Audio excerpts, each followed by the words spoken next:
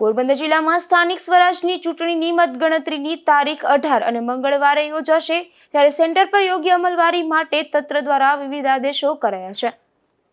પોરબંદર જિલ્લામાં રાણાવાવ અને કુતિયાણા નગરપાલિકાઓની ચૂંટણી યોજાઈ ચૂકી છે.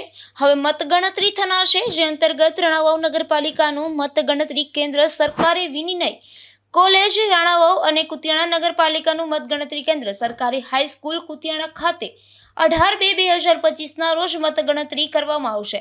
જે મતગણતરીની કાર્યવાહી શાંતિપૂર્ણ વાતાવરણમાં થઈ શકે તે માટે પોરબંદર અધિક જિલ્લા મેજિસ્ટ્રેટ JB વદર દ્વારા મતગણતરી કેન્દ્રોની આસપાસના વિસ્તારમાં 18/2/2025 રોજ ચૂંટણી પંચની ગાઈડલાઈન મુજબ અમલવારી માટે વિવિધ આદેશો કરાયા હતા.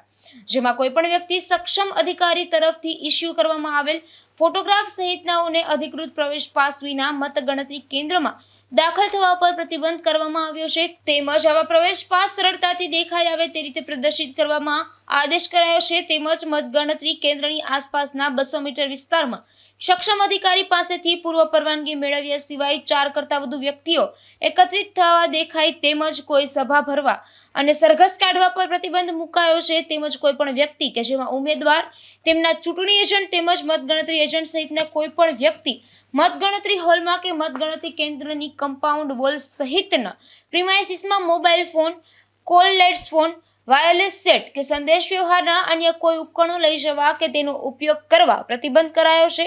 અને પ્રવેશ પાસ ઇસ્યુ કરવામાં આવ્યા હોય તે સિવાયના અન્ય મતદાર વિભાગના મતગણતરી હોલમાં પ્રવેશી શકાશે નહીં. નિપુલ પોપટ સાથે અશોક થાનકી, ગુજરાત ન્યૂઝ, પોરબંદર.